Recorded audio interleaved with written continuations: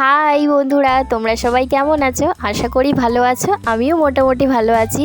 তো বন্ধুরা, আজ কিন্তু আমি একটা ধামাকা ভিডিও নিয়ে চলে এসেছি তোমাদের সামনে। তোমরা সবাই দেখতে থাকো, ভিডিওটা স্কিপ না করে। তো বন্ধুরা, আমি তোমাদেরকে এর আগেও ভিডিও দিয়েছি যে বলেছিলাম খুশির খবর আছে। তো আমার ছেলের ছোট্ট করে জন্মদিন, তার জন্যই কি কি গিফট পেয়েছে সেটা তোমাদেরকে এখন দেখাবো। চলো, প্রথমেই দেখালাম হাঁড়িটা।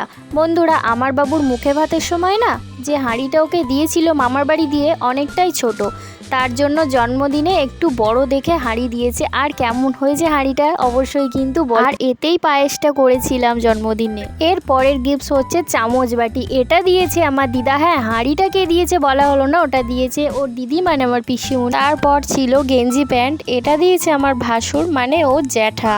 একটু বড় দেখে দিয়েছে, অনেক বড় অবধিও পড়তে পারবে। এর পরের গিফটটা দেখো বন্ধুরা, এটা আমার দিদি দিয়েছে এই জামা প্যান্টের সেটটা। এটাও খুব সুন্দর হয়েছে।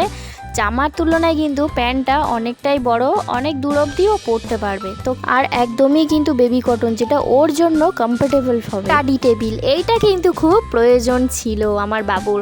যেই টেবিলটা পেয়েছে না, এর উপরে ম্যাগি করে খাওয়া শুরু করে দিয়েছে, কিন্তু আমি খেতে দিই না, কারণ এটা যেহেতু পড়াশোনার জিনিস, তাই সেটা এঁটো করা ঠিক নয়। আর দেখো কতটা সুন্দর, আমার তো খুব পছন্দ হয়েছে এই স্টাডি টেবিলটা, ইভেন আমার বাবুরও।